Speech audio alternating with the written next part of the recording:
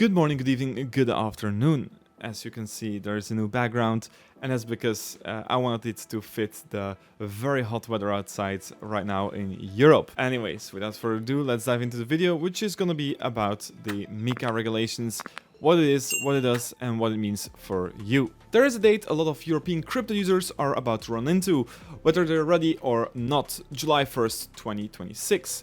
That's the day a piece of EU regulations called MiCA fully bites, and depending on which exchange you use, it might mean nothing to you, or it might mean some changes will happen or could happen to your account. So let's actually understand what's happening, because once you get it, you'll be able to figure out exactly where you stand. So let's start off with what is MiCA. MiCA stands for Markets in Crypto Assets. It's the EU first attempt at a single unified rulebook for crypto across the whole block. Before MiCA, every country just kind of did its own thing. A German registrations meant nothing in France, a Lithuanian one had totally different requirements, and it was kind of a patchwork. MiCA replaces all of that with one unified framework that covers all 27 European countries, plus Iceland, Liechtenstein, and Norway through the EEA, so 30 countries in total. MiCA didn't suddenly appear, it actually came into full force back in December 2024. But exchanges weren't expected to be compliant overnight, so they got a transitional window, basically a grace period, to either get properly licensed or wind down their EU operations. That window was 18 months, and it closes on July 1st, 2026. So, what does getting a license even mean? The license is called a CSP, or CASP authorization, a crypto asset service provider. To get one, an exchange has to satisfy a national regulator on governments, capital reserves, cybersecurity, anti-money laundering controls, and how it handles your money. Once a regulator in one EU country approves it, that license passports across all the others. One license for the whole block. That passporting feature is the whole point. It's what makes the single rulebook actually work. So what does it mean for you as a user? Regulations, although some might disagree, bring most importantly order in this wild west world that's crypto. A MiCA license forces exchanges to behave a lot more like regulated banks. Specifically, there are a few protections that didn't legally exist for crypto users, or at least European crypto users before. Your funds have to be kept separate from the company's own money, so if the exchange goes bankrupt, your assets are ring-fenced. They belong to you, not the exchange creditors. If you remember the FTX collapse, this is the exact problem that MiCA is designed to prevent. The exchange is liable if it loses your assets through its own fault. A preventable hack, a system failure. Before MiCA, most exchanges just disclaimed all responsibilities in terms of service, and now they can't. You get a real complaints process with defined response times, and a regulator you can escalate to if you're ignored.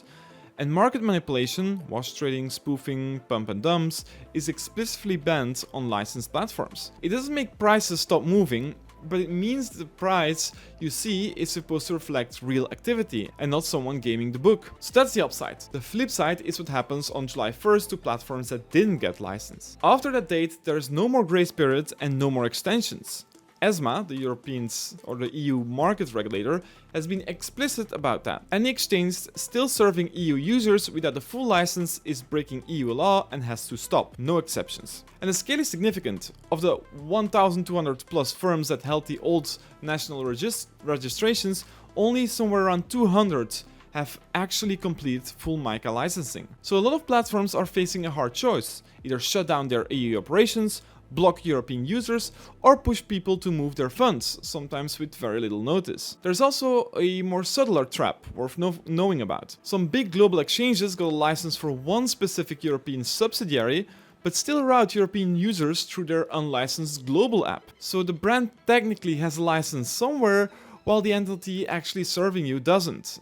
That's a thing to watch out for. So how do you check your own exchange? You can check exactly where your exchange stands in about a minute, and I'd encourage everyone watching to actually do this. I'll drop a link in the description that's actually useful for this. Anyway, step 1. Go to your exchange website and look for a statement of regulatory status. A properly licensed exchange will name 3 things: the license entity, the regulator that issued the license, and the date.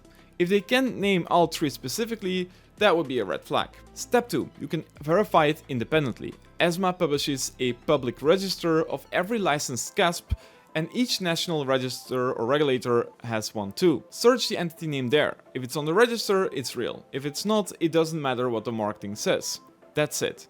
2 steps, and you'll know whether your funds are inside the protected framework or not after July 1st. I'll use OKX as a concrete example of what a license setup looks like. Quick disclaimer, although I do work at OKX, this video is purely for entertainment purposes only. I don't make this video as a representative of OKX or because they asked me to do it. Please keep this in mind, always verify everything yourself, and if you have questions, reach out to the official OKX support. OKX as a European entity and got its MiCA license from the Malta Financial Services Authority, the MFSA, on the 27th of January 2025, which made it one of the first, if not the first, major global exchanges to be authorized well before the deadline scramble. That license passport across all 30 EEA states. On top of MiCA, it holds a MiFID license for derivatives and a payment institutions license for the card and pay products. You can verify all of that on the MFSA's public register, which is exactly the check I just described. One related thing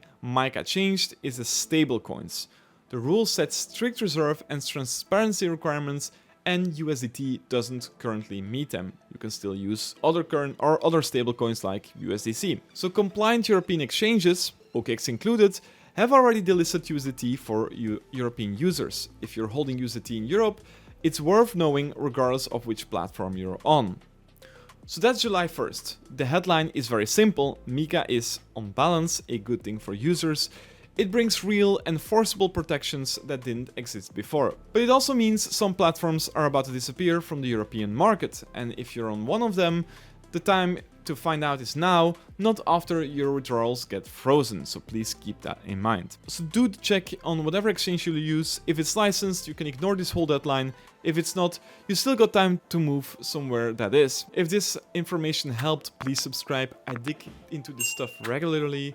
And MiCA is generally just the start of where crypto regulation is heading.